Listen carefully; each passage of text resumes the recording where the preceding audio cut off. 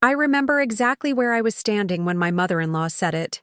It was my niece's high school awards ceremony, the grand auditorium buzzing with proud families clutching bouquets and balloons, rows of folding chairs, programs fanning faces in the early June heat. Everyone was beaming, phones raised to capture Emma's moment as she collected her 5th academic award of the evening. And my mother-in-law, Eleanor Wright, in her crisp linen dress and pearl earrings, leaned over and whispered just loud enough for our entire row to hear. Such a shame Amelia didn't inherit the smart genes in this family. Before we jump back, tell us where you're tuning in from.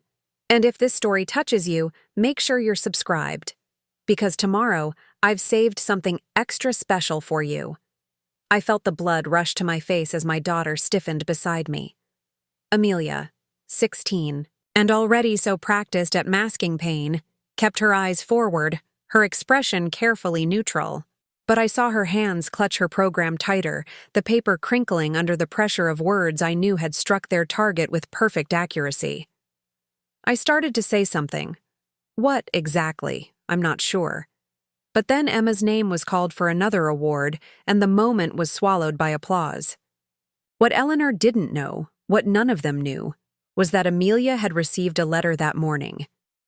A letter she'd hidden in her jacket pocket, fingers touching it occasionally throughout the ceremony, as if to confirm it was still real. A letter. That would change everything, though none of us understood just how much at the time. But before I tell you about that letter, you need to understand our story. You need to understand what it's like to raise a brilliant mind that no one recognizes as brilliant. My name is Rebecca Mitchell. I'm a nurse, a divorced mother of one, and this is the story of how my daughter, my misunderstood, underestimated daughter, showed a world determined to limit her exactly what she was capable of, and why that moment changed not just her life, but mine too. It all began when Amelia was just shy of 4 years old. I noticed it first in how she arranged her toys, not in rows or piles like other children, but in complex systems that made perfect sense to her and none to me. "It's how they talk to each other, Mommy," she'd explain, as if it were the most obvious thing in the world. Her preschool teacher, Mrs. Abernathy, pulled me aside one afternoon during pickup. "Amelia's different," she said, her voice lowered as children streamed past us to waiting parents. "She's extremely bright in some ways, but she struggles with following directions, with classroom routines. She gets frustrated easily when interrupted." "She's just imaginative," I said defensively. "At home, Rebecca," Mrs. Abernathy cut in gently. "I've been teaching for 26 years. I'm not criticizing her. I'm telling you your daughter's mind works differently than most. That's not good or bad. It just is." That conversation was the first ripple in what would become a tsunami of parent-teacher conferences, evaluations, and concerned looks. By first grade, Amelia was already being described as behind, despite the fact that she could multiply 2-digit numbers in her head and had taught herself to read well above grade level. The disconnect was baffling to me. "She's not participating." "Appropriately," her first-grade teacher explained, shuffling papers that documented Amelia's shortcomings. "She doesn't complete assigned tasks. She asks questions that derail the lesson plan." "What kind of questions?" I asked. The teacher sighed. "Last week we were learning about the water cycle, and she wanted to know if water remembers being a cloud or if clouds remember being oceans. It's disruptive." I bit back a smile. That sounded exactly like Amelia, always thinking beyond the boundaries of the lesson, seeking connections that weren't on any standardized test. But school, I was learning, had little room for this kind of thinking. Amelia's father, Daniel, and I approached her education differently. I saw our daughter as a unique mind that needed nurturing on her own terms. Daniel, successful surgeon and product of traditional education, worried that my permissive attitude would leave her unprepared for the real world. "She needs structure, Rebecca," he'd argue. She needs to learn to work within systems, not around them. She needs to be understood, I'd counter. She needs teachers who see her intelligence, not just her compliance. These arguments became the background radiation of our marriage, constant and wearing. When Amelia was 8, Daniel's mother moved in with us after his father passed away. Eleanor Wright had been an elementary school principal for 30 years. She brought with her very fixed ideas about education, achievement, and what constituted intelligence. Amelia's very creative, she would say, the pause making it clear this wasn't entirely a compliment. But she needs discipline, focus. All that daydreaming won't get her into a good college. College. She was talking about college for an 8-year-old who was still losing baby teeth. The summer Amelia turned 9, Daniel's sister Judith and her family came to stay with us for a month. Their daughter Emma was 2 years older than Amelia, and from the moment she arrived, the comparisons began. Emma was everything the adults in Amelia's life seemed to value: organized, obedient, academically consistent. She brought her report card to show her grandmother, all A's, with glowing comments about her classroom behavior. Eleanor beamed with pride. "Now that's the right intelligence showing through," she declared over dinner, patting Emma's hand. Top of her class, just like her father was, just like Daniel. Preparing and narrating this story took us a lot of time, so if you are enjoying it, subscribe to our channel. It means a lot to us. Now back to the story. I watched Amelia push food around her plate, saying nothing. Later that night, I found her sitting on her bedroom floor surrounded by books about ancient Egypt, intricate diagrams of pyramids and hieroglyphics covering pages of her sketch pad. "What's all this?" I asked, sitting cross-legged beside her. "I'm trying to understand their math," she said, not looking up.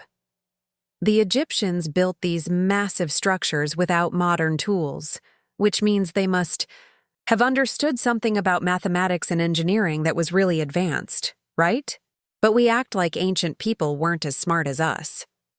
This from a 9-year-old whom her teacher had described as struggling with basic concepts. That summer was when I first noticed the pattern that would shape our lives for years to come.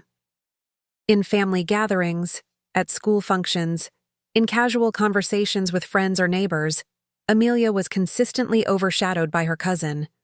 Emma's conventional achievements were celebrated, while Amelia's unique insights and creative approaches went unnoticed, or worse, were seen as evidence of her limitations. Daniel and I separated when Amelia was 10. The official reason was his, demanding work schedule and our growing apart, but the truth was more complicated. We had fundamentally different visions of who our daughter was and what she needed. The divorce was finalized a year later, and Daniel moved to Boston for a position at a prestigious hospital. His contact with Amelia became sporadic. Holiday visits, occasional weekend trips, phone calls that grew shorter and less frequent as the years passed. Eleanor, however, remained a constant presence in our lives. Despite the divorce, she insisted on maintaining a relationship with her granddaughter. In some ways, I was grateful. Amelia had already lost daily contact with her father. Losing her grandmother would have been another wound. But Eleanor's presence came with a continuous undercurrent of criticism and doubt about Amelia's abilities. Middle school brought new challenges.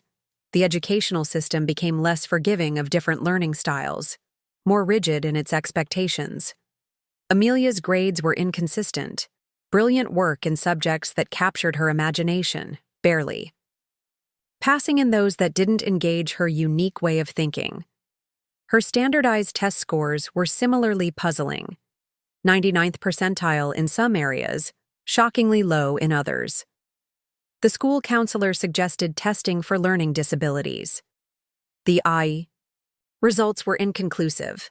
She shows some markers for ADHD, possibly high-functioning autism, but also tests in the gifted range for abstract reasoning and creative problem-solving, the psychologist explained. She's what we sometimes call twice exceptional, intellectually gifted but with processing differences that complicate her education. I nodded, finally having a framework that made sense of my daughter's experience. But when I shared this information with Daniel and Eleanor during a tense phone call, they had very different reactions. "So she needs medication," Daniel said, "immediately. Get her the right prescription, and she'll focus better." "Labels," Eleanor scoffed. "In my day, children who didn't apply themselves were simply underachieving. All this coddling doesn't prepare them for the real world." Neither of them was hearing what I was trying to explain.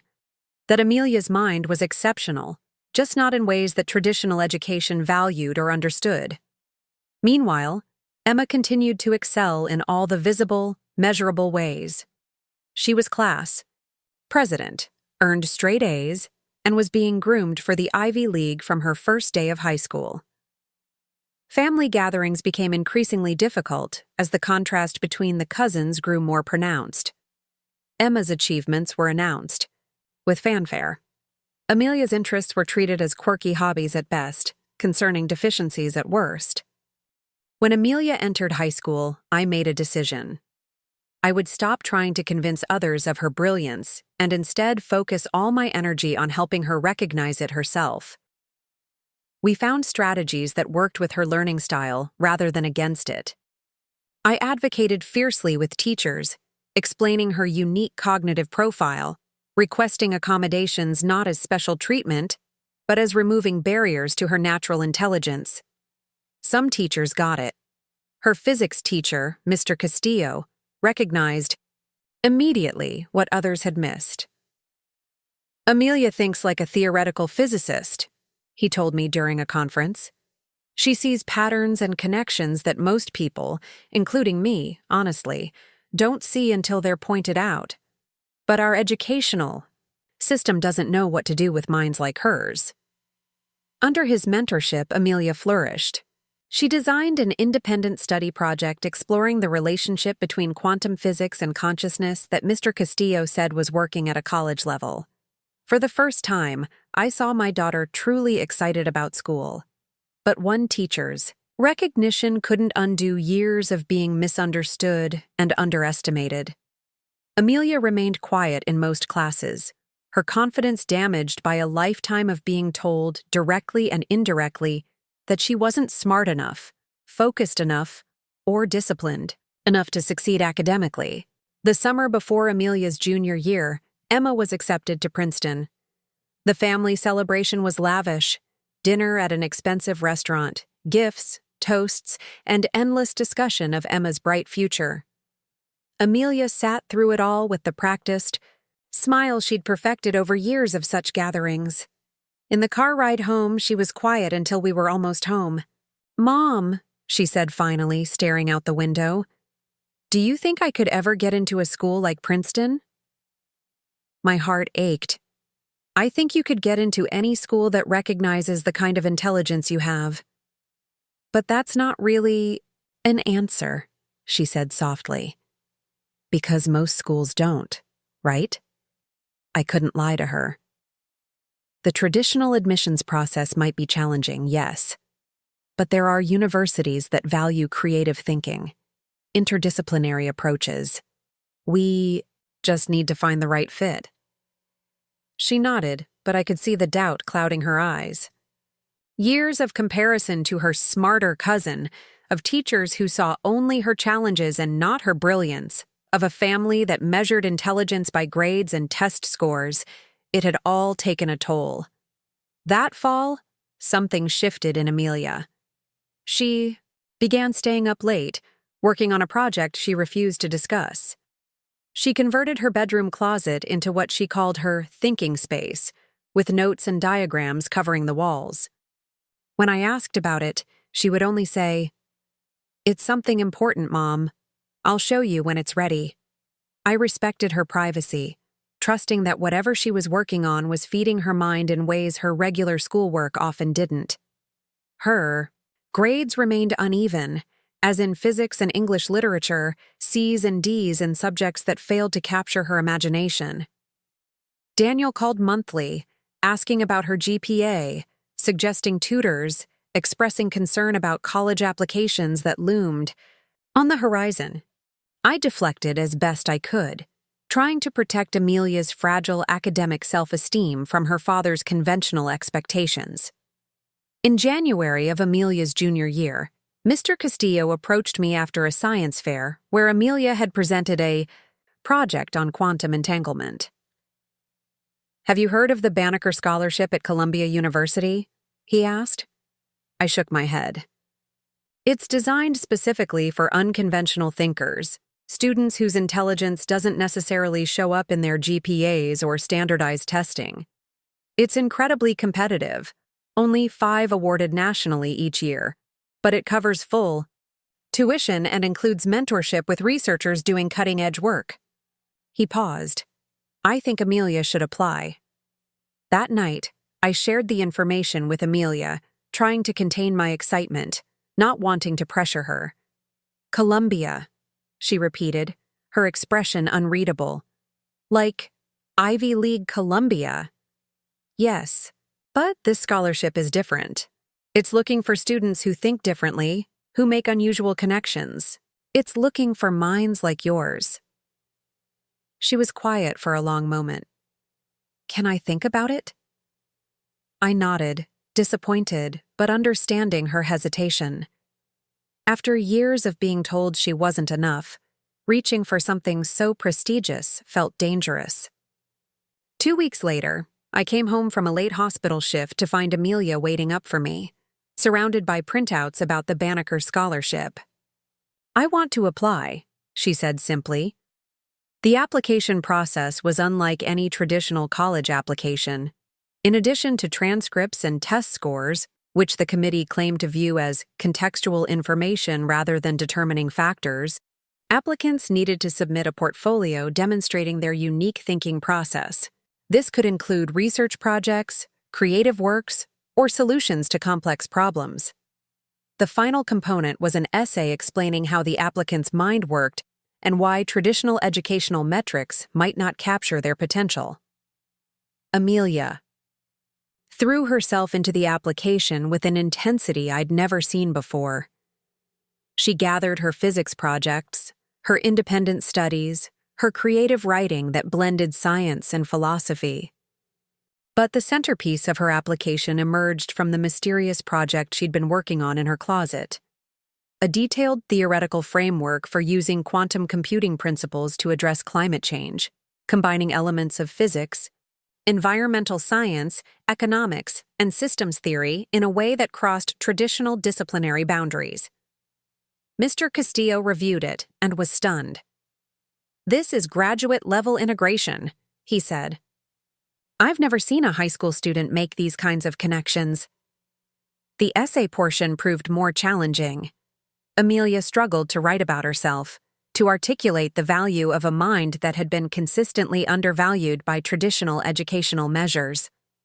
One evening, I found her staring at a blank document on her laptop, tears of frustration in her eyes. "I don't know how to explain myself," she said. "Every time I try, all I hear are their voices telling me I'm not smart enough, not focused, not enough." I sat beside her. "Then write about that," I suggested. "Write about what it's like to know your mind is capable of things others can't see. Write about navigating a world that measures intelligence in ways that don't capture yours." The deadline approached.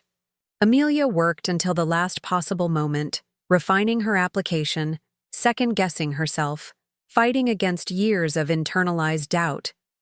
When she finally submitted it, there was no celebration, no sense of accomplishment, just exhaustion and anxiety about exposing herself to yet another judgment of her worth. Waiting was excruciating. While her classmates received college acceptances and rejections, Amelia maintained a careful distance from discussions about post-graduation plans. Eleanor called regularly, asking pointed questions about Amelia's future. "Emma's already been accepted to 3 Ivy League schools," she reminded me, as if I could have somehow forgotten. "What's Amelia planning?" Community college has wonderful opportunities, you know. I deflected as best I could, not wanting to set Amelia up for more criticism if the scholarship didn't come through. Daniel was equally persistent, suggesting realistic options that wouldn't set her up for disappointment. The lack of faith from her own family wore on Amelia. I could see her retreating into herself, preparing for the rejection she had been conditioned to expect. Then, on a rainy Tuesday in April, a thick envelope arrived from Columbia University. Amelia was in her room when I brought it to her. She stared at it, making no move to open it. "Do you want me to leave while you read it?" I asked. She shook her head. "Stay, please." With trembling hands, she opened the envelope and unfolded the letter inside. I watched her eyes scan the page, once, twice. Her expression gave nothing away. "Amelia?" I prompted gently. Wordlessly, she handed me the letter. The first line said everything. "We are pleased to inform you that you have been selected as a recipient of the Banneker Scholarship for Exceptional Minds." I looked up to find tears streaming down my daughter's face. Not tears of joy, but of pure relief, as if a weight she had been carrying her entire life had suddenly been lifted. "They saw me," she whispered. "They actually saw me." I pulled her into my arms, my own tears falling now. "I always saw you," I said. "Always." That night, Amelia asked me not to tell anyone about the scholarship yet. "I want to tell them myself," she said. "At the right moment." I understood. After a lifetime of being underestimated, she wanted to control how this validation was revealed. I respected her wish, difficult as it was to contain my pride and vindication. 2 weeks later came Emma's graduation party. The entire extended family gathered at Eleanor's house to celebrate Emma's high school graduation and imminent departure for Princeton. The backyard was decorated with Princeton colors, congratulatory banners, and photos of Emma throughout her academic career. The atmosphere was festive, proud, a coronation for the family's acknowledged intellectual star.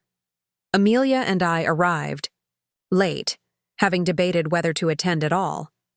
She had been unusually quiet that morning, pensive in a way that concerned me. As we walked through the house to the backyard gathering, she stopped me with a hand on my arm. "I'm going to tell them. Today," she said quietly, "about Columbia." I squeezed her hand. "Are you sure? This is Emma's day." She nodded, a new certainty in her eyes. "I'm sure." The party went as these family gatherings always did. Emma at the center, accepting congratulations and discussing her plans. Amelia on the periphery, politely answering the occasional question about her own much less impressive future. I watched her navigate the familiar dynamics with a calmness that was new, her hand occasionally touching the folded Columbia letter I knew was in her pocket. Then came the moment that would change everything.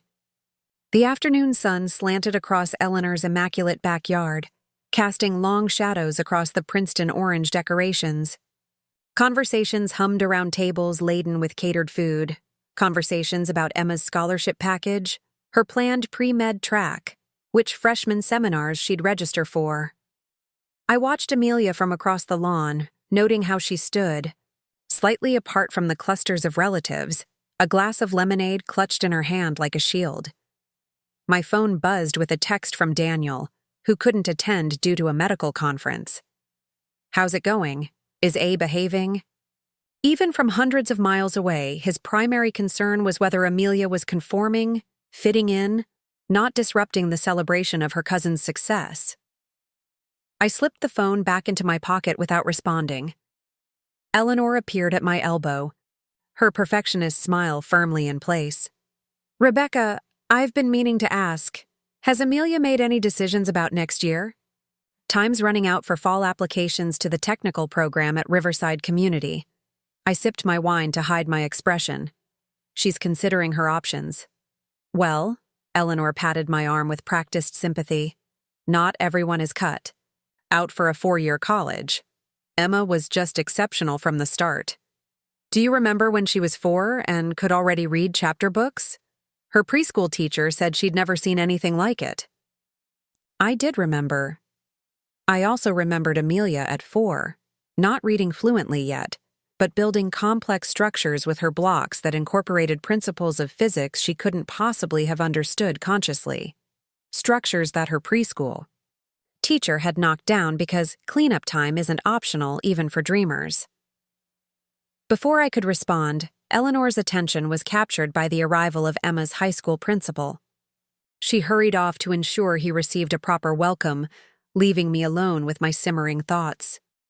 Across the yard, I noticed Amelia had found herself cornered by her Aunt Judith, Emma's mother.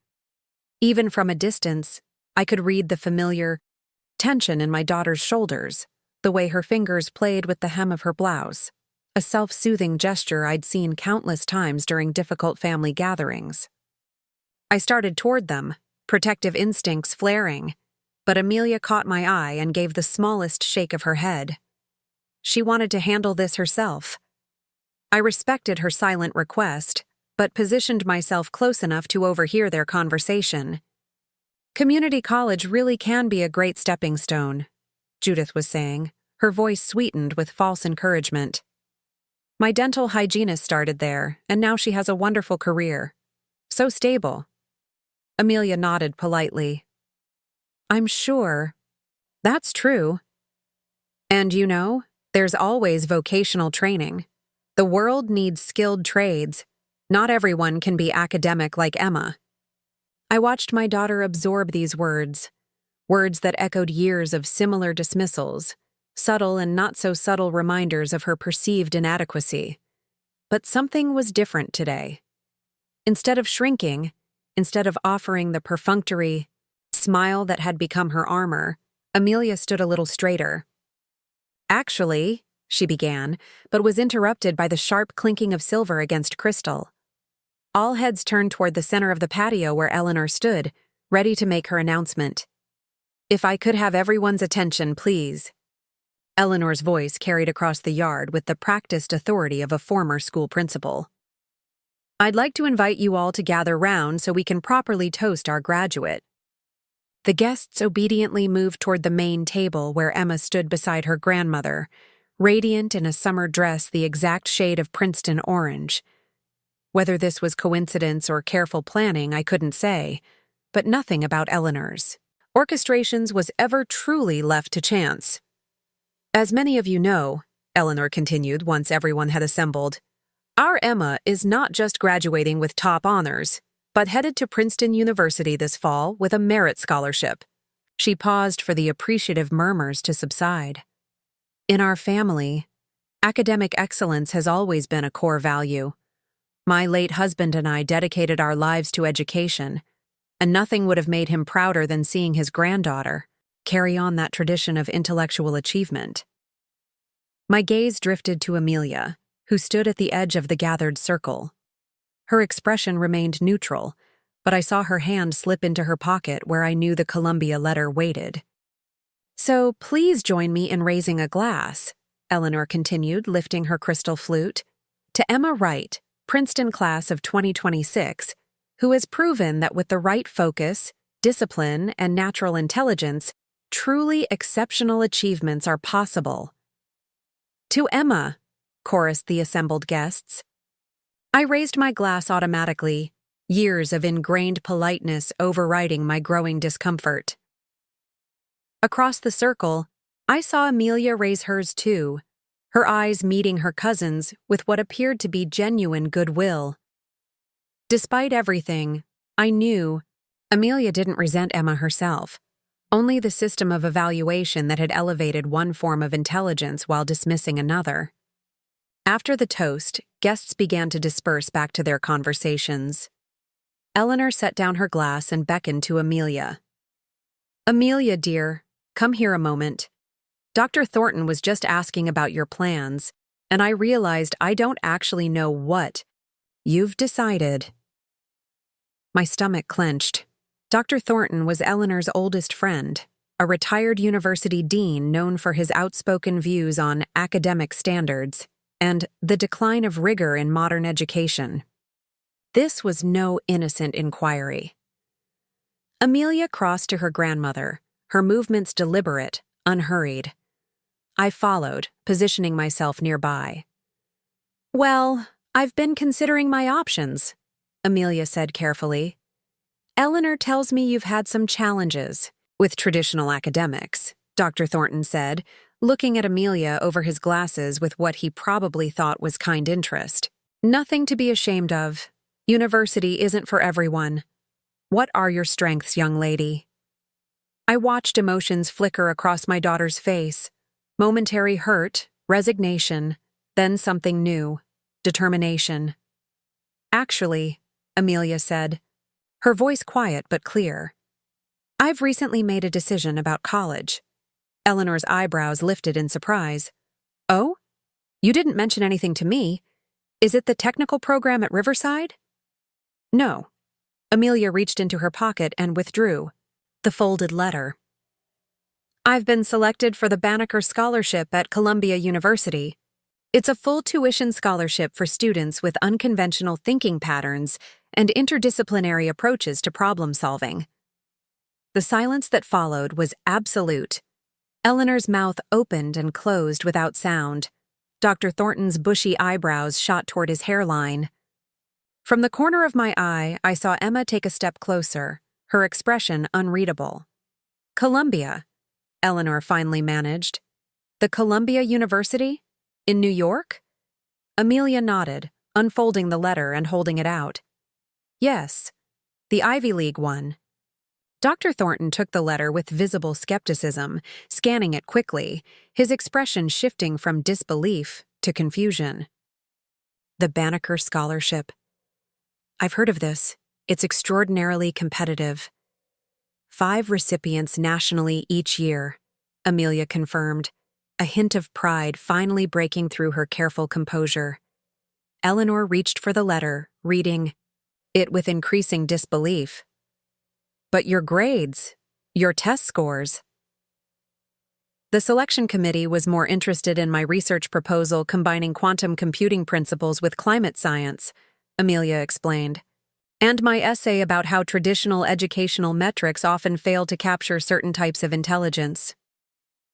I watched in amazement as my daughter articulated with perfect calm the very argument I'd been making on her behalf for years. The difference was, now she had external validation that even Eleanor couldn't dismiss. "Well," Eleanor said finally, handing back the letter with visibly unsteady hands, "this is unexpected." "Quite remarkable," Dr. Thornton added, studying Amelia with new interest. "Unconventional thinking patterns, you say? I'd be curious to hear more about this research proposal." Before Amelia could respond, Emma stepped forward. For one terrible moment, I feared some cutting remark or attempt to reclaim the spotlight. Instead, she did something that shocked me even more than Amelia's announcement. She hugged her cousin. "Columbia!" Emma exclaimed, her enthusiasm appearing entirely genuine. "That's amazing, Amelia. We'll both be in the Ivy League. Maybe we can visit each other on weekends." The tension in the air dissipated slightly as Emma's words provided the gathered family with an acceptable script. If Emma could celebrate Amelia's achievement, they could too, albeit with lingering confusion. "Well," Judith said, inserting herself into the conversation, "this is certainly a surprise. How wonderful that both girls will have these opportunities." Her smile didn't quite reach her eyes. "Though Princeton, of course, has always been considered—" "Judith," Emma interrupted with surprising sharpness, "Columbia is literally one of the most prestigious universities in the world. The Banneker Scholarship is a bigger deal than my merit scholarship, like way bigger." Another stunned silence fell. Amelia looked at her cousin with genuine surprise. "Thanks, Emma." Emma shrugged. "It's just facts. I had to maintain a 4 and nail my SATs to get into Princeton. You had to think of something no one else has thought of before. That's objectively harder." I watched this unexpected alliance form with a mixture of joy and bewilderment. In all our years of family gatherings, I had never seen Emma stand up for Amelia this way. The party's atmosphere shifted palpably after Amelia's announcement. Relatives who had barely spoken to her at previous gatherings suddenly found reasons to engage her in conversation. Elementary school teachers who had labeled her unfocused or underperforming now claimed they had always seen her potential. Even Dr. Thornton, after a lengthy discussion of Amelia's research interests, pronounced her quite remarkably intelligent, just not in the conventional way. Through it all, Amelia maintained a gracious composure, neither gloating nor showing resentment for the years of dismissal. She answered questions about her scholarship and research with quiet confidence, deflecting attempts to pit her against her cousin, consistently finding ways to include Emma in the conversations that now centered on both of their achievements. I watched from a distance, giving her space to navigate this transformed social landscape on her own terms. Pride swelled in my chest, not just for the external validation she'd received, but for the grace with which she handled it. Eleanor approached me as I stood by the dessert table, her expression a complex mixture of embarrassment, confusion, and what might have been the beginning of genuine reflection. "Rebecca," she began hesitantly, "I think perhaps I've misjudged Amelia." I took a deep breath, tamping down the urge to respond with the anger of a mother who had watched her child be underestimated for years. "Amelia has always had an exceptional mind," I said carefully. "It just doesn't work the way our educational system is designed to recognize." Eleanor nodded slowly. "I spent my career evaluating students by very specific metrics. It becomes habitual to see intelligence in only one way." She glanced across the yard where Amelia was deep in conversation with one of Emma's former teachers. "I should have listened to you more." It wasn't quite an apology, but from Eleanor, it was unprecedented. I nodded my acceptance of this, olive branch, however tentative. "She seems so confident today," Eleanor observed. "I don't think I've ever seen her like this." "Being truly seen changes a person," I said simply. Later, as the party wound down and golden evening light softened the edges of the day, Amelia and I helped clean up despite Eleanor's protests that we should leave it to the catering staff. As we folded chairs and collected stray napkins, Emma joined us. "So," she said, addressing Amelia directly, "quantum computing and climate change? That sounds honestly terrifying, like way over my head." Amelia smiled, a genuine, unguarded smile I rarely saw in family settings. "It's not as complicated as it sounds. I could explain the basics if you're interested." "Maybe," Emma said, with a laugh. "But not today. My brain is fried from answering the same 3 questions about Princeton for 5 hours straight." She paused, twisting a napkin between her fingers. "Can I ask you something weird?" Amelia nodded. "Were you always this smart? Like all this time when everyone thought—" She trailed off, seemingly unsure how to complete the sentence without being offensive. "When everyone thought I wasn't?" Amelia finished for her. "Yeah, I was. I just think differently. My brain makes connections others don't see right away." Emma considered this. "That must have been really hard, having everyone misunderstand you all the time." "It was," Amelia admitted softly. Emma was quiet for a moment. "I'm sorry if I ever made it worse. I never meant to, but I probably did." The simple acknowledgement seemed to affect Amelia more deeply than all the belated congratulations and recognition she'd received that day. For the first time, I saw tears shimmer in her eyes. "Thank you for saying that," she managed. Emma nodded, then smiled brightly, breaking the emotional tension. "So, Columbia, huh? Their cafeteria food is supposedly better than Princeton's. I'm already jealous." The cousins fell into easy conversation about college logistics, dorm essentials, course registration, campus navigation. finding common ground in the shared experience that lay ahead of them. Watching them, I saw a glimpse of a different kind of future, one where their relationship might evolve beyond the comparative framework that had defined it for so long. As the sun began to set, Amelia and I said our goodbyes and walked to our car. The weight of the day, its tensions, revelations, and unexpected reconciliations settled around us as we drove in companionable silence. Finally, as we turned onto our street, Amelia spoke. "That wasn't at all what I expected." "What part?" I asked. "Any of it," she admitted. "I thought they'd find a way to dismiss it somehow. Or that they'd act impressed but still treat me the same way they always have. I didn't expect them to actually reconsider me. External validation is powerful," I said, "even when it shouldn't be necessary." She nodded, looking out the window. "Emma was cool. I never thought she'd stand up for me like that." "Maybe she's always seen more than she let on," I suggested. "Or maybe today helped her see you differently, too." We pulled into our driveway and sat for a moment before getting out of the car. Amelia turned to me, her expression solemn. "Do you think Grandma really gets it now? That I'm not less than..." The vulnerability in her question broke my heart. Despite the triumph of the day, part of her still carried the weight of years of judgment. "I think she's beginning to," I said honestly. "Understanding something you've believed the opposite of for 70 years doesn't happen in an afternoon. But I saw her watching you today, really seeing you maybe for the first time." Amelia nodded, accepting this reality with the same quiet maturity she'd shown throughout the day. Inside our home, away from the performance of the party, Amelia's carefully maintained composure finally dissolved. She collapsed onto our living room sofa, exhaling a long, shuddering breath.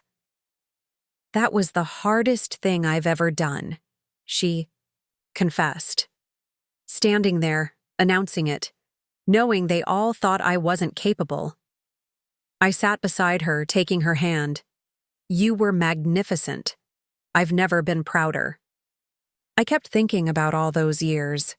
Every dismissive comment, every time they talked about me like I wasn't in the room, every comparison to Emma. She shook her head. Part of me wanted to throw it in their faces, to make them feel bad for how wrong they've been. But when I was actually standing there, "You chose Grace instead," I finished for her. She nodded. "It wasn't really a choice.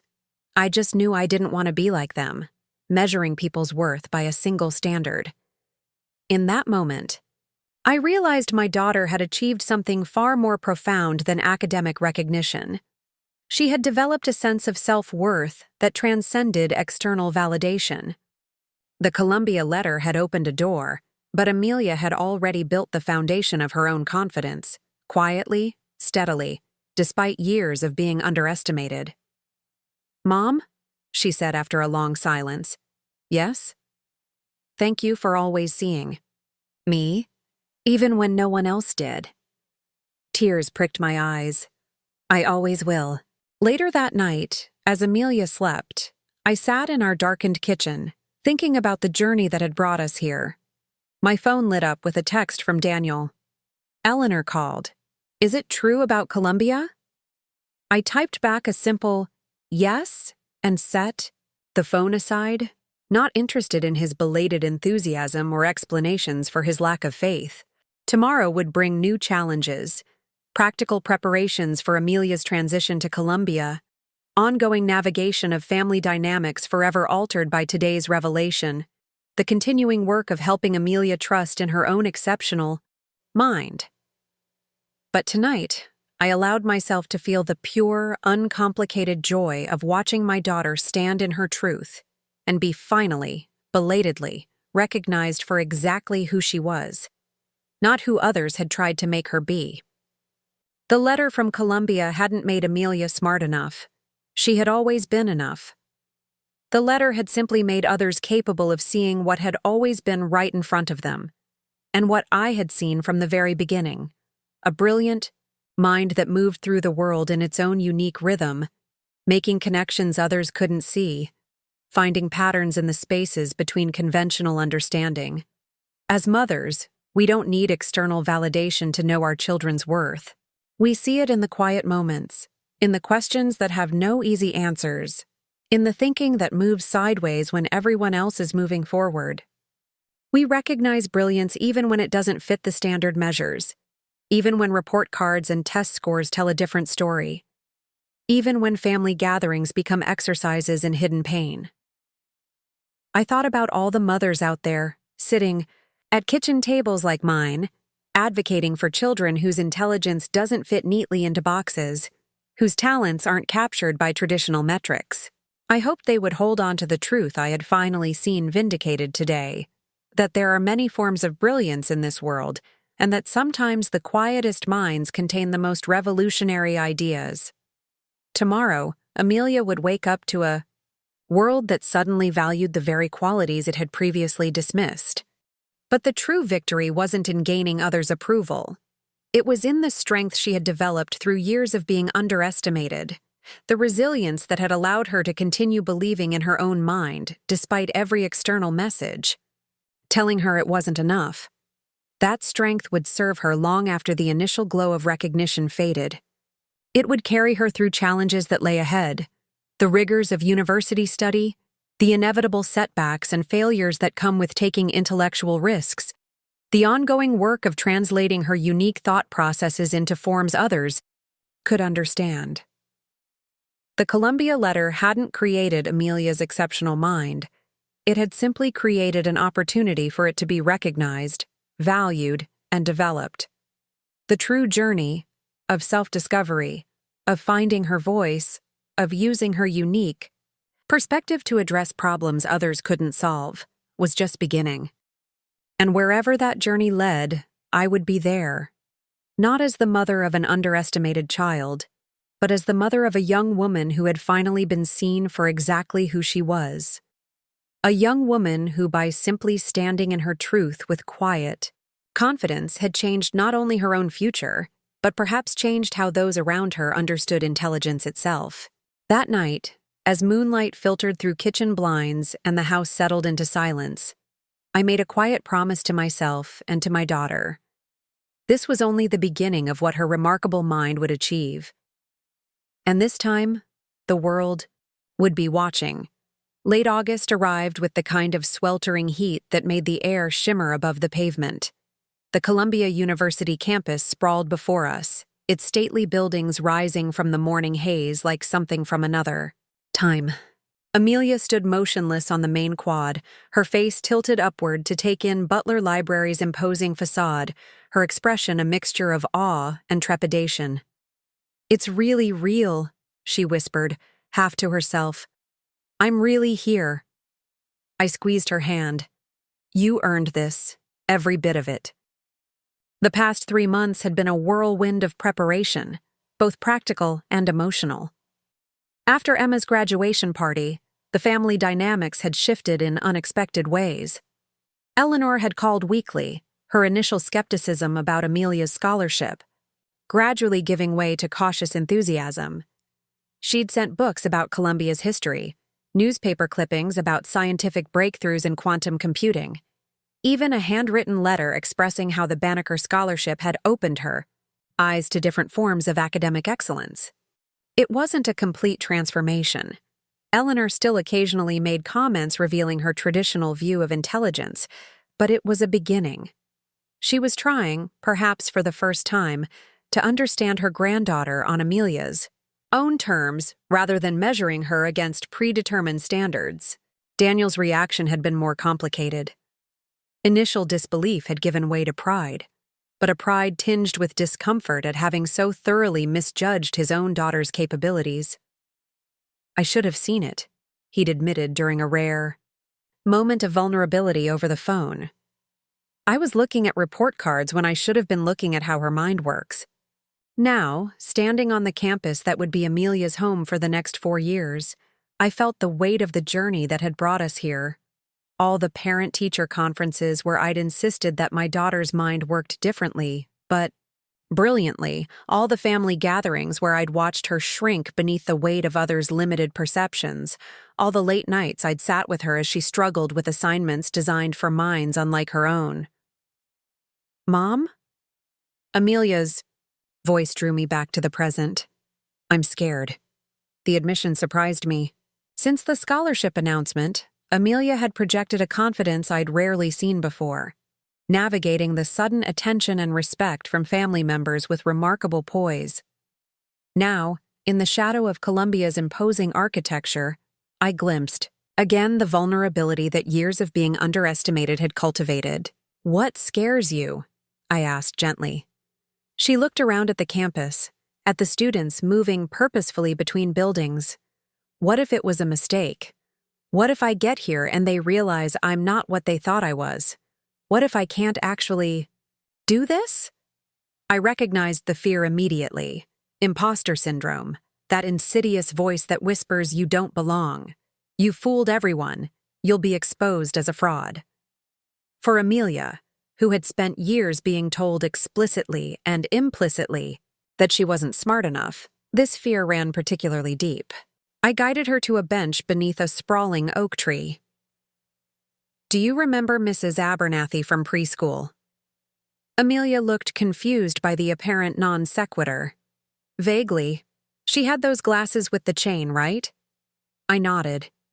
"She was the first teacher who told me your mind worked differently. Not better or worse, differently. She told me you'd need teachers who could see that as a strength." I took Amelia's hands in mine. "The Banneker Scholarship exists specifically for minds like yours. The selection committee didn't make a mistake. They created this program because they understand that some of the most valuable thinking happens outside conventional patterns." She nodded slowly, but doubt still shadowed her eyes. "But what if I can't translate the way I think into what they expect? What if my ideas only make sense to me?" "That's exactly what you'll learn here," I said. "Not to think differently, you already do that brilliantly, but to build bridges between your way of seeing and others' understanding. That's what your quantum computing proposal did. It took complex connections that existed in your mind and made them accessible to others." A slight smile tugged at the corner of her mouth. "I guess I did do that, didn't I?" "You did, and you'll do it again and again. That's not just intelligence, Amelia. That's wisdom." The orientation weekend passed in a blur of informational sessions, campus tours, and introductory meetings with professors and fellow scholarship recipients. I watched Amelia navigate these new waters with increasing confidence, particularly when she met the other Banneker scholars, 5 young people whose academic journeys had often paralleled her own. They shared stories of being misunderstood by educational systems, of having their thinking styles dismissed or pathologized, of finding their own paths to validation. "They're like me," Amelia marveled as we walked back to our hotel after a dinner with the scholarship cohort. "They think in spirals and connections too, not just in straight lines." "How does that feel?" I asked. She considered the question carefully. "Like finding a language I've always spoken but no one else could hear.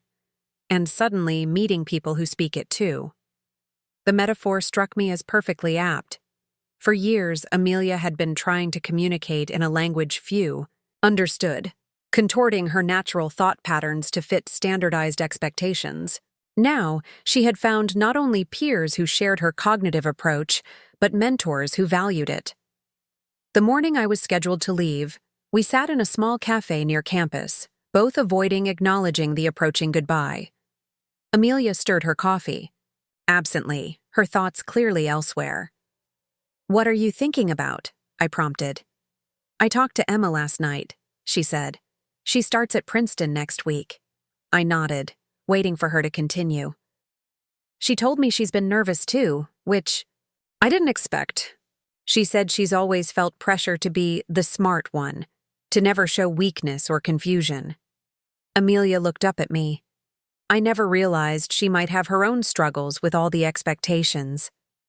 This insight, that even those who fit perfectly within conventional measures of success might carry their own burdens, reflected a growing emotional maturity that moved me deeply.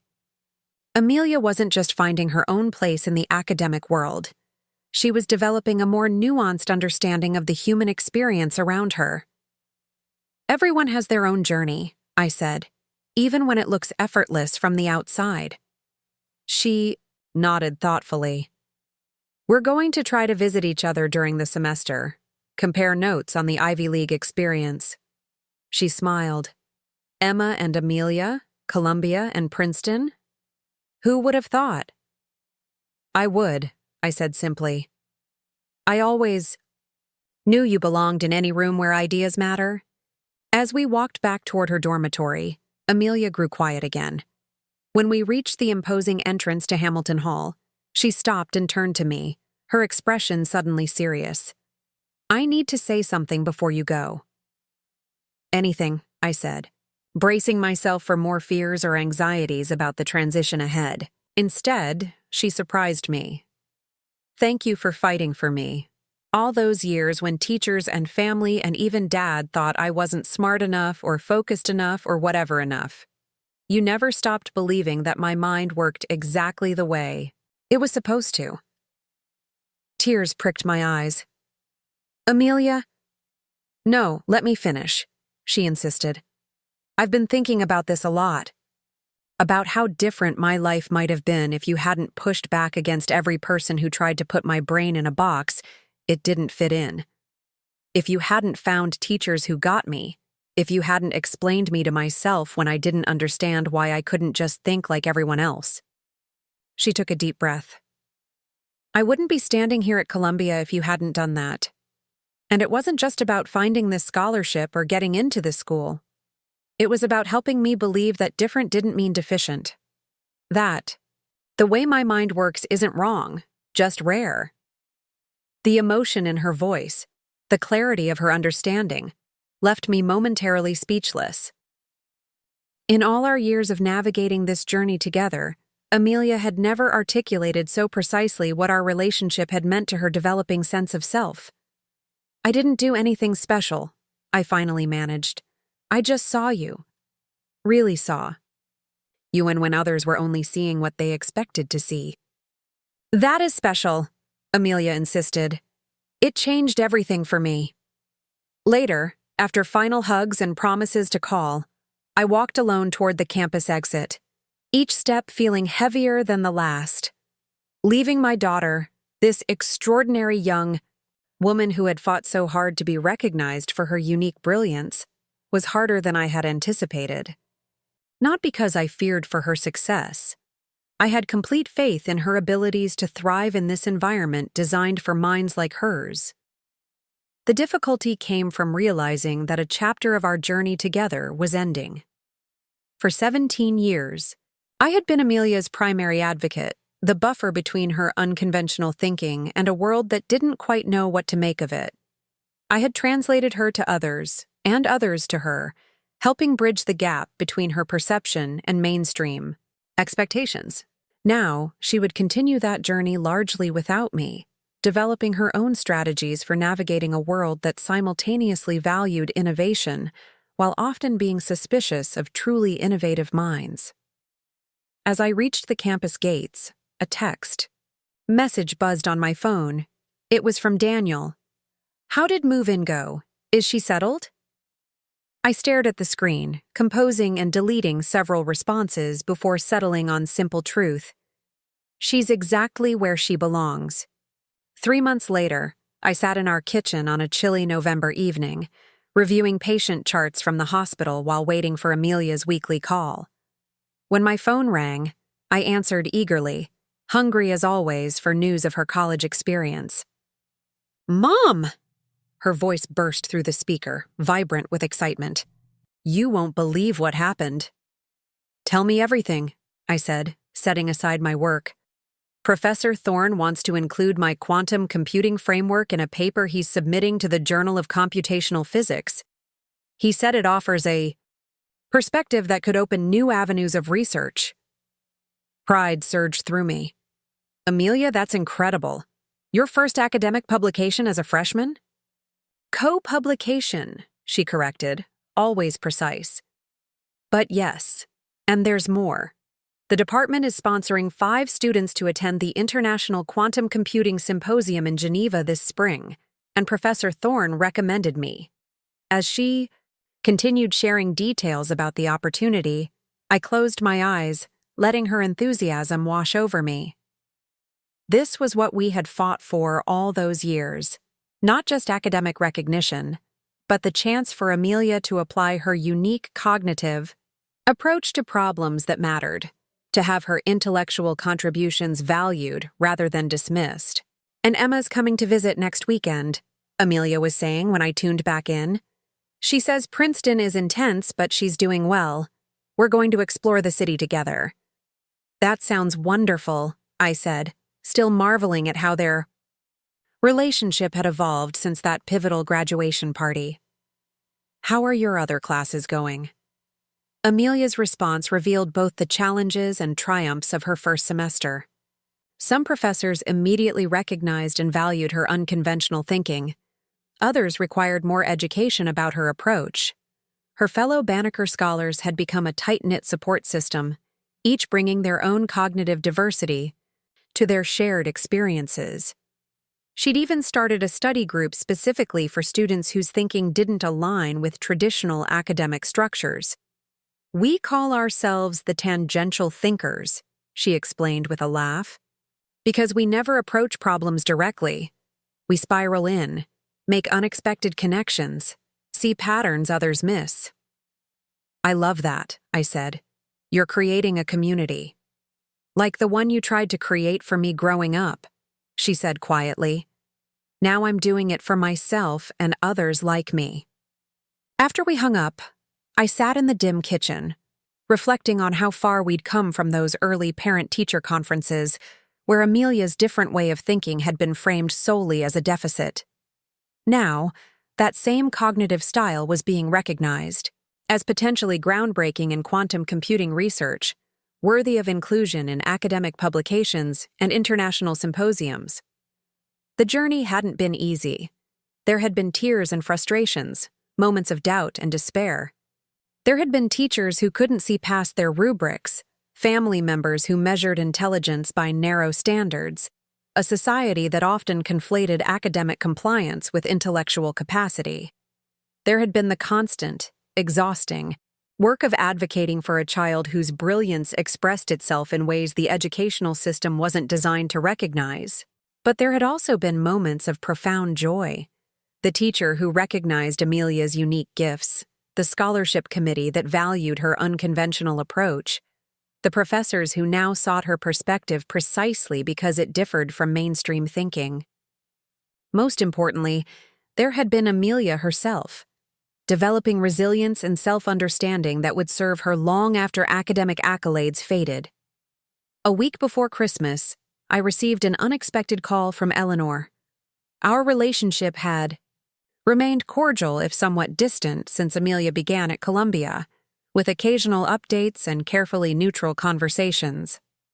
"Rebecca," she began with uncharacteristic hesitation, "I've been doing some thinking about Amelia, about how I misjudged her all these years." I waited, sensing she had more to say. "I've been reading about different types of intelligence, about neurodiversity in education. Did you know there are at least 8 distinct forms of intelligence recognized by researchers now? Spatial, logical, mathematical, linguistic, interpersonal." "Yes," I interjected gently. "I've been reading about those theories since Amelia was in elementary school." A pause. "Yes, I suppose you would have been." Another pause. "Rebecca, I owe you an apology. As an educator, I should have been more open to different manifestations of intelligence. I measured Amelia by a very narrow standard, the same standard I used throughout my career." The admission stunned me. In all our years of difficult interactions, Eleanor had never acknowledged she might have been wrong about her assessment of Amelia's capabilities. "What changed your mind?" I asked. "I received a letter from Amelia last week," she said. "Not an email, an actual handwritten letter. She described her research, her classes, the symposium in Geneva. But that wasn't what affected me most.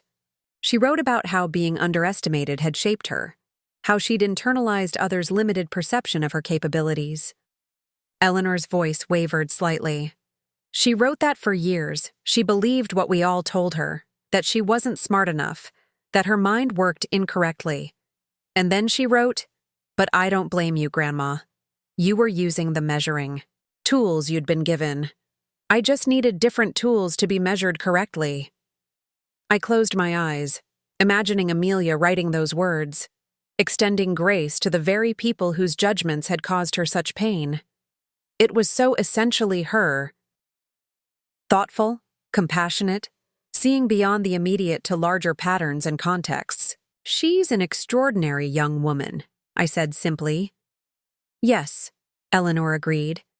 And I almost missed seeing that because I was so fixated on what I thought intelligence should look like. She paused. "You never missed it, though. You saw her clearly. From the beginning." "She's my daughter," I said. "It's my job to see her clearly. It's a gift, Rebecca. One I'm trying to develop, even at my age." After we hung up, I sat holding the phone, absorbing the significance of Eleanor's call. It represented something I hadn't dared hope for during all those years of family gatherings where Amelia's intelligence was dismissed or diminished, not just acknowledgement of her academic achievements, but recognition of the limitations in how intelligence had been defined and measured. The wider implications of this shift in perspective extended beyond our family. How many children were being underestimated in classrooms right now because their thinking didn't conform to standardized expectations? How many brilliant minds were being overlooked because they processed information in patterns that traditional education wasn't designed to recognize? Amelia arrived home for winter break a few days before Christmas, bringing with her a quiet confidence that transformed her presence. She moved through the house with a new assurance, discussing her research with clarity and enthusiasm, sharing stories of professors who valued her perspective, precisely because it differed from conventional approaches. On Christmas Eve, we gathered at Eleanor's house, a tradition I had once dreaded for how it highlighted the contrast between Emma and Amelia. This year felt markedly different. Emma, home from Princeton for the holidays, greeted Amelia with genuine warmth, the two cousins immediately falling into animated conversation about their respective universities. "The seminars are incredible," Emma was saying. "But sometimes I feel like I can't keep up with how quickly the discussions move. Everyone seems so confident about jumping in with their perspectives." Amelia nodded thoughtfully. "I had that problem too, until Professor Thorne pointed out that my hesitation actually gives me time to see connections others miss because they're so quick to respond." "That makes sense," Emma said. "Maybe I need to stop trying to be the first to speak and focus more on what unique perspective I can offer when I do speak." I watched this exchange with quiet amazement, not just at the girls' supportive relationship, but at Amelia's quiet confidence in the value of her different cognitive approach. She was no longer trying to emulate Emma's traditional academic strengths. Instead, she had found environments that valued her unique intellectual gifts, and was now helping her cousins see the potential value in slowing down, in approaching problems from unexpected angles. Later that evening, as we gathered around Eleanor's dining table, I noticed a subtle but significant change in the family dynamic. When Amelia spoke about her research or her experiences at Columbia, everyone listened, not with the polite tolerance of previous years, but with genuine interest. Questions followed, not to test or challenge her, but to understand. Eleanor, seated at the head of the table as always, watched her granddaughter with an expression I had never seen before, a mixture of pride, wonder, and what might have been regret for the years of misjudgment. After dinner, as we moved to the living room for coffee and dessert, Eleanor approached Amelia, handing her a small wrapped package. "I wanted to give you this privately," she said, "but I think perhaps everyone should see it. Curiously, Amelia unwrapped the gift. Inside was a framed certificate, yellowed with age, the edges slightly worn. She looked up questioningly. "That," Eleanor explained, "is my master's thesis award from Columbia University 1972, my work on alternative assessment methods in early childhood education. It was considered quite radical at the time." Amelia's eyes widened. "You went to Columbia? You never mentioned that." Eleanor's smile held a touch of sadness. "Yes, before I became a principal, before I became so fixed in my views about proper education, I was once interested in exactly the kind of cognitive diversity you embody." She touched the frame gently. "Somewhere along the way, I forgot. What I once knew, that intelligence manifests in many forms, all equally valuable. The moment hung in the air, weighted with decades of misunderstanding and the tentative promise of a new beginning." Amelia looked at the certificate, then at her grandmother. "Thank you," she said simply, "for sharing this with me, for trying to see me differently now." Eleanor nodded, eyes bright with unshed tears. "I should have seen you all along. I'm sorry that I didn't." It wasn't a dramatic reconciliation, no tearful embraces or sweeping declarations, just a quiet acknowledgement of past failures and the possibility of a different future. But in that understated exchange, I witnessed something profound, the beginning of healing, not just for Amelia and Eleanor, but perhaps for a family that had defined intelligence too narrowly for too long. As we drove home that night, Amelia sat quietly in the passenger seat, the framed certificate in her lap. "Are you okay?" I asked. She nodded slowly. I never expected her to apologize, to acknowledge she'd been wrong about me all these years. "People can surprise us," I said. "Even at 80, your grandmother is still capable of growth." "That's what I've been thinking about," Amelia said thoughtfully. "How perceptions can change, how minds can open to new understandings." She looked out at the winter darkness. "Maybe that's the most important part of intelligence. Not what you know, but your capacity to reconsider what you think you know." I glanced at my daughter, struck once again by the wisdom that had always existed alongside her unconventional intelligence. "That's profound, Amelia." She smiled slightly. "Columbia material?" "Beyond Columbia material," I corrected gently. "That's Amelia material. That unique perspective that's always been yours alone."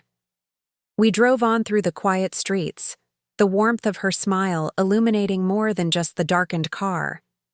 In that moment, I knew that whatever challenges lay ahead, in academia, in family relationships, in a world still learning to value different kinds of minds, Amelia had found something essential: confidence in the value of her own unique intelligence. The scholarship letter hadn't created that confidence. It had simply provided external validation for what had always been true, that her mind, working exactly as it was designed to work, had profound gifts to offer the world. Different, not deficient. Unconventional, not inadequate. Brilliant, in ways that standardized measures could never fully capture. And in that recognition lay not just Amelia's personal vindication, but a wider truth about human potential. That it exists in infinite variation, waiting not to be judged, but to be discovered, nurtured, and ultimately unleashed upon a world in desperate need of new ways of thinking. Spring blossomed across the Columbia campus, bringing with it the vibrant energy of a year nearing completion. Standing at the entrance to the low library, I watched students sprawled across the lawns, some studying under trees, others tossing frisbees or simply soaking in the April sunshine. I checked my watch. Amelia had said to meet her at noon, but I'd arrived early, too eager to see her after months apart. The Geneva Symposium had been a turning point. Amelia had returned transformed, not just professionally, but personally. Being invited to present her quantum computing framework to international researchers, and having those researchers engage with her ideas as valuable contributions rather than curious anomalies, had cemented something essential in her spirit. The validation that had begun with the Banneker Scholarship had expanded into the wider scientific community, creating a foundation of confidence I had always hoped she would develop. "Mom!" I turned to see Amelia hurrying down the steps, a stack of books balanced in one arm, her free hand waving enthusiastically. The change in her was immediately apparent, not just in the confident stride that had replaced her former hesitancy, but in the open, relaxed expression on her face. This was a young woman at home in her environment, comfortable in her intellectual skin. After a quick embrace, she linked her arm through mine. "I want to show you something before lunch. It's in the physics building." As we crossed the campus, Amelia pointed out landmarks: the library where she'd discovered a forgotten collection of early quantum theory papers, the cafe where her study group met weekly, the bench where she'd solved a particularly challenging computational problem at 3 a.m. after waking with sudden clarity. "It's like my brain mapped itself onto this place," she explained, gesturing around her. "Like the campus geography somehow matches my internal thought patterns." I smiled, recognizing the metaphorical thinking that had always characterized Amelia's perception of the world. "That sounds right. You found your intellectual ecosystem." She nodded enthusiastically. "That's exactly it. An ecosystem where thinking differently isn't just tolerated, it's actually valuable." Inside the physics building, Amelia led me down a corridor lined with research posters and faculty achievements. She stopped before a glass-enclosed bulletin board labeled Undergraduate Research Recognition. "There," she said, pointing to a poster prominently displayed in the center. "That's what I wanted you to see." The poster detailed the Thorne-Mitchell quantum framework for climate modeling, complete with intricate diagrams and dense mathematical notations. At the bottom, a photo showed Amelia standing beside Professor Thorne at the Geneva Symposium, both gesturing toward a projected image of interconnected systems. "Thorne-Mitchell," I read aloud, running my fingers over the glass. "Your name is on it." "Professor Thorne insisted," Amelia said, a hint of wonder still in her voice. "He said the core conceptual framework was mine. He just helped translate it into formal mathematical language. The paper's been accepted for publication in Quantum Computing Review. It comes out next month." I studied my daughter's face, seeing in it the culmination of a journey that had begun with a preschooler arranging toys in patterns only she understood. "Amelia, this is extraordinary." She shrugged, but couldn't hide her pride. "It's just a beginning. The framework raises as many questions as it answers.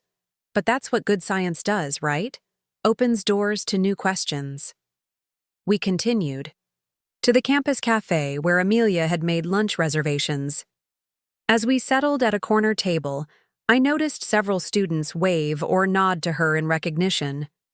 No longer the isolated outsider she had been in high school, Amelia had found her community, other unconventional thinkers who valued the very cognitive differences that had once marginalized her.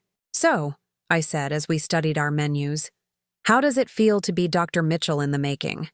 She laughed. "Let's not get ahead of ourselves, but—" She hesitated, setting down her menu. "I'm thinking about graduate school. Professor Thorne thinks I should apply for the MIT-Harvard Joint Program in Quantum Information Science. He's offered to be my primary recommendation."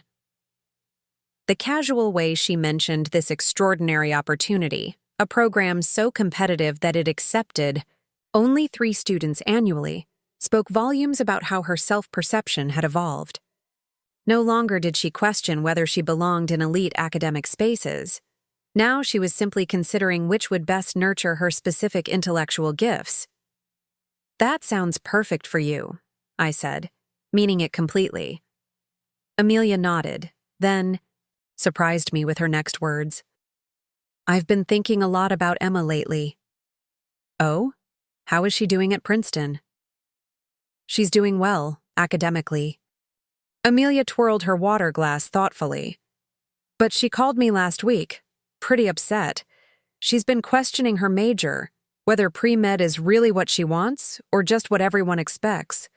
She's actually more interested in architectural history, but she's afraid to switch because she doesn't want to disappoint the family. I raised an eyebrow. And what advice did you give her? I told her about all those years I spent trying to fit my brain into a shape that wasn't natural. For it, how exhausting it was. How I only started to thrive when I found environments that valued my actual strengths, not the ones others thought I should have. Amelia smiled slightly. I told her that meeting family expectations isn't worth sacrificing your authentic intellectual path. The maturity in this perspective, and the generosity in sharing it with a cousin who had once been held up as her intellectual superior, moved me deeply. Amelia hadn't just overcome the limitations others had placed on her.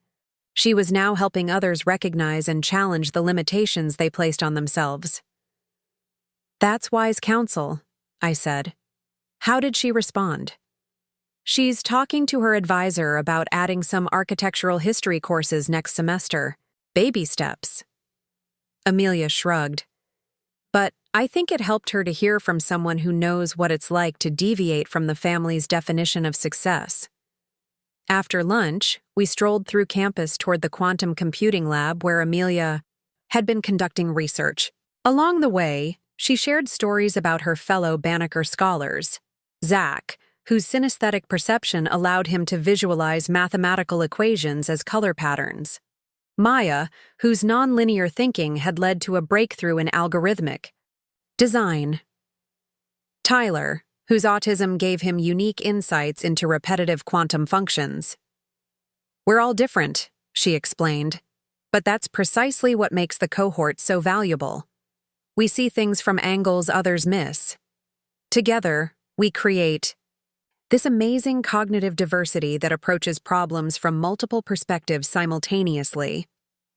As she spoke, I remembered all those painful parent-teacher conferences, all those family gatherings where Amelia's different way of thinking had been framed solely as a deficit to be managed. How I wished those teachers, those family members, particularly Eleanor and Daniel, could see her now, so confidently articulating the value of the very cognitive differences they had once dismissed. As if reading my thoughts, Amelia added, "Grandma called me yesterday." "Oh, how was that?" "Surprisingly good. She wanted to tell me she started a scholarship fund at her old elementary school for cognitively diverse students showing exceptional promise outside traditional academic measures, she called it. I nearly stopped walking. "Eleanor did this?" Amelia nodded. "The Eleanor Wright Scholarship for Unconventional Thinkers. She said she wanted to make amends for how many students like me she might have overlooked during her career. The significance of this gesture, not just as personal reconciliation but as institutional change, wasn't lost on either of us. Eleanor Wright, who had spent decades enforcing traditional educational standards, was now actively working to create space for the very students those standards often failed to recognize. "That's remarkable," I managed. "People can change," Amelia said simply. "Sometimes they just need their perspective shifted dramatically enough." At the quantum computing lab, Amelia swiped her ID card to grant us access.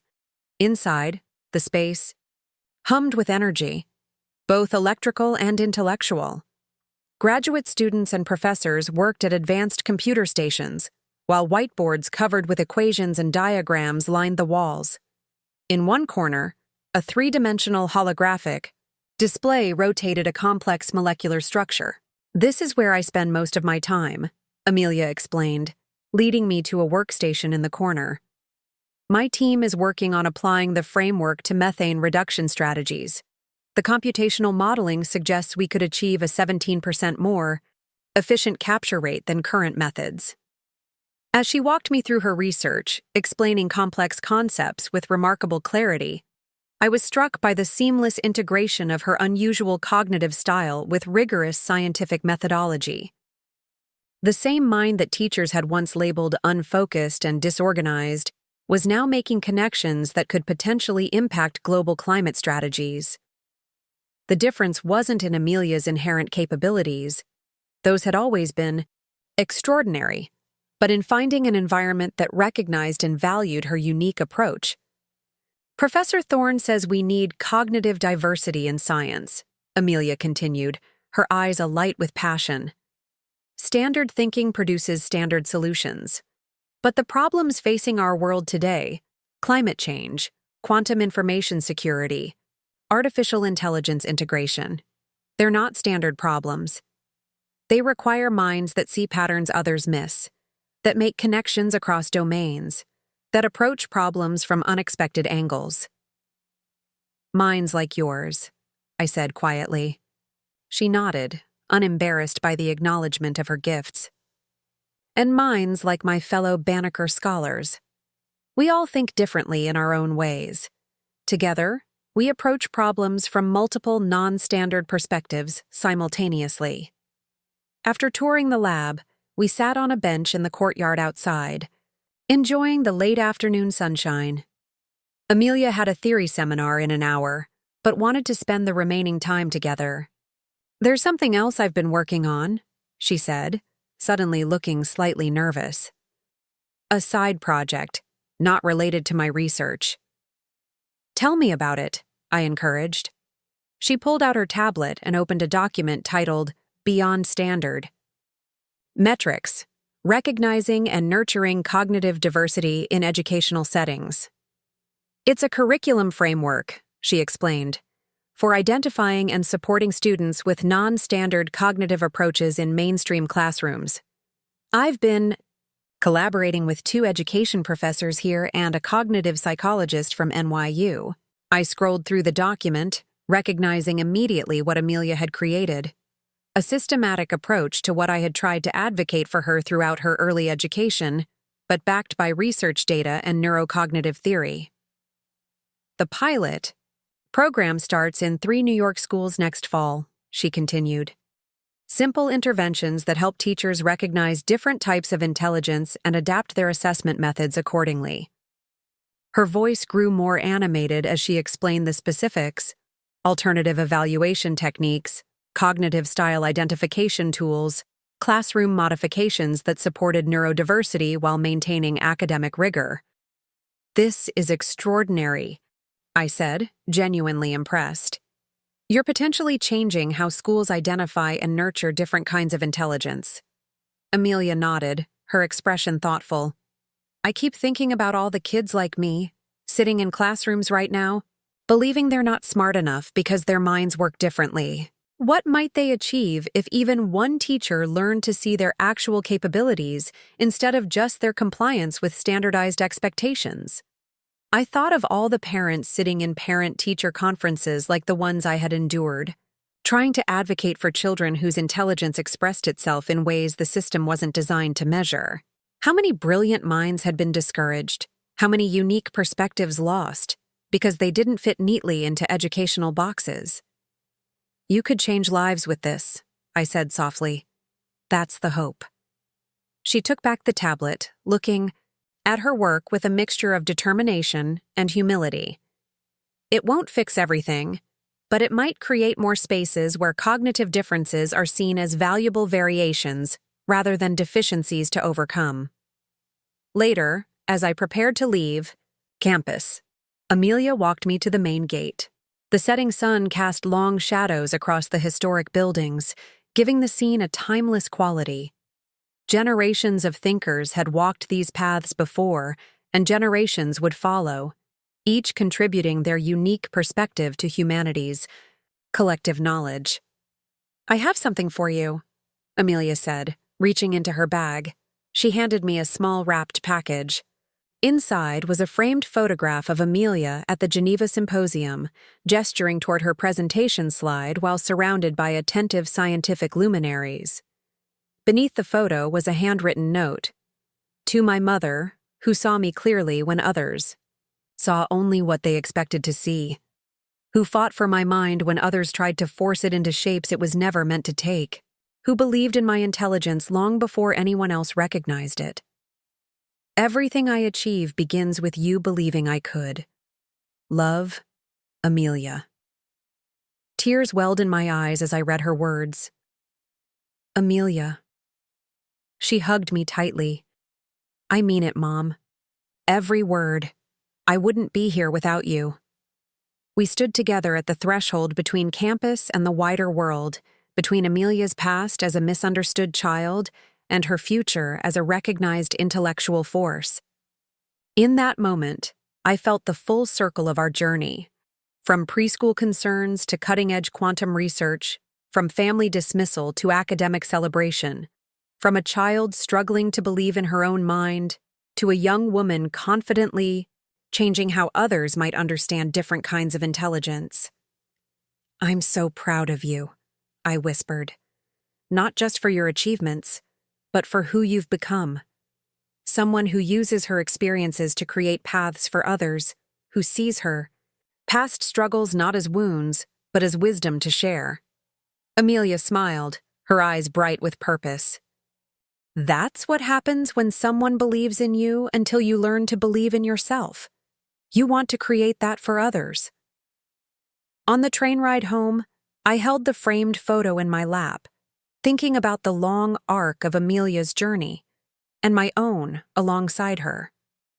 I thought about all the moments of doubt and fear, all the times I'd questioned whether I was doing right by my daughter in insisting that her mind was exceptional when every formal evaluation suggested otherwise.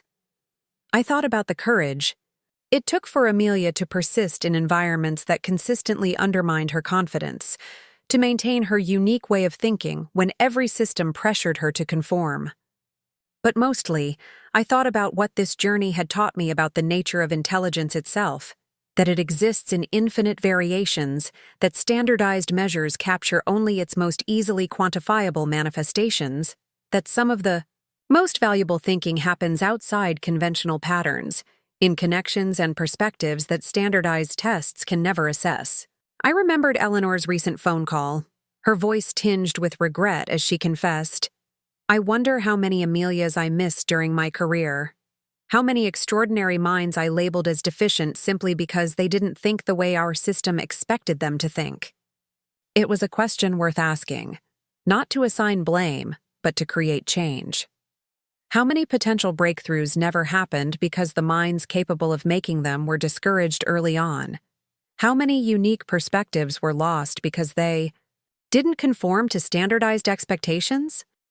What might our world look like if we learned to value cognitive diversity as essential to human progress, rather than seeing it as a deviation to be corrected? 3 weeks later, I sat in my living room reviewing patient files when my phone rang. It was Daniel, Amelia's father, calling from Boston. Have you seen it? He asked without preamble. Seen what? Amelia's paper. It's published in the Quantum Computing Review. It's Rebecca. It's being called groundbreaking. There's talk of a Gates Foundation grant to develop the framework further.